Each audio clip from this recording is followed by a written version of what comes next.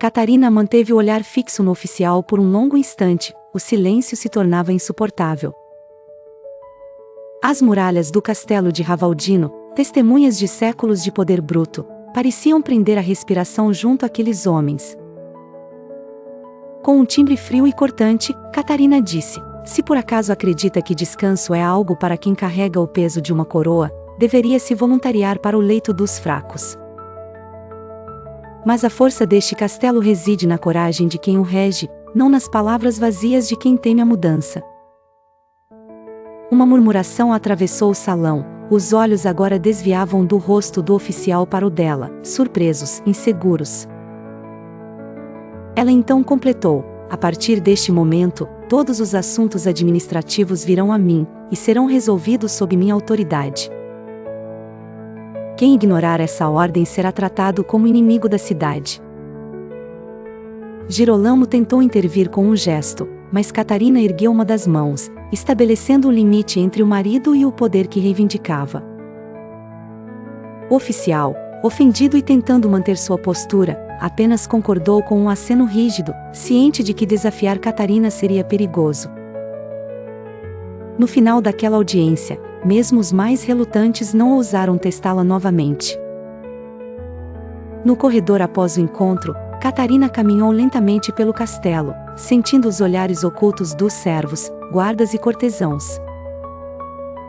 Ela sabia que havia dado o primeiro passo para conquistar não apenas o título, mas o respeito e, sobretudo, o medo necessário para governar.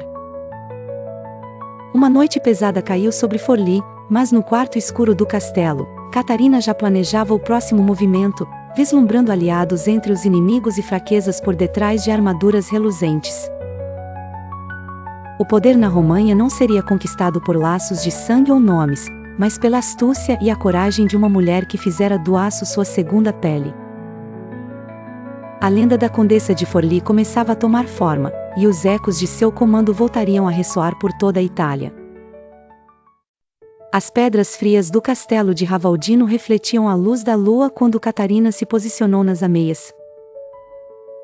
Os murmúrios do povo em rebelião ecoavam além das muralhas, armados de tochas e promessas ousadas. A noite nunca estivera tão inquieta em Forli. Enquanto Girolamo tremia atrás das portas trancadas, Catarina via oportunidades entre as sombras. Seus capitães aguardavam ordens, estranhando o sorriso que brotava nos lábios da condessa. Eles não sabiam que aquela noite seria mais do que uma batalha, seria a prova da força dos Sforza. Vestida para a guerra, ela carregava uma presença magnética que detinha soldados e assustava rebeldes. O som do canhão cortou a madrugada, ecoando contra as casas medievais e estremecendo o coração dos Orsi. A precisão de Catarina, atirando contra os líderes da insurreição, espalhou medo entre os conspiradores. Nunca esperavam encontrar uma mulher na linha de frente, muito menos tornando-se o terror das muralhas. Lá embaixo, os Orsi calculavam seus passos. Imaginavam uma vitória rápida, mas não estavam preparados para um golpe tão ousado. O portão lateral, quase esquecido, se abriu em silêncio. Por entre as sombras, surgiram soldados leais a Catarina, investindo contra os flancos rebeldes. O ataque foi rápido como um veneno bem dosado, partindo o grupo dos Orsi e espalhando a confusão. Catarina avançava logo atrás dos capitães, nunca vulnerável, mas sempre visível. Sua voz misturava ordens e ameaças, amplificada pelas tochas e pelo pânico crescente. Cada ordem era uma espora de ferro cravando no orgulho dos revoltosos. Um a um, os rebeldes tombavam ou fugiam. Por fim, restaram apenas gritos abafados por aço e fumaça. O amanhecer revelou o resultado. As ruas de Forli se calaram, e os Orsi foram conduzidos ao salão principal do castelo como prisioneiros.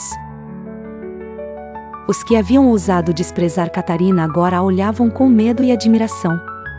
Era uma nova era, inaugurada sob o terror e a disciplina. A cavalgada de Roma para a Romanha não foi um regresso, mas uma marcha triunfal. Catarina não via mais as montanhas e as planícies como obstáculos, via-as como o palco que a separava de sua coroa. Ao seu lado, seu marido, Girolamo Riario, tentava reivindicar a glória. Forli e Imola, as terras prometidas, não a esperavam com tapetes de veludo. Eram cidades turbulentas, governadas pela política brutal da Idade Média tardia. A população, cansada da extorsão Riario e da instabilidade papal, não via em Catarina uma libertadora.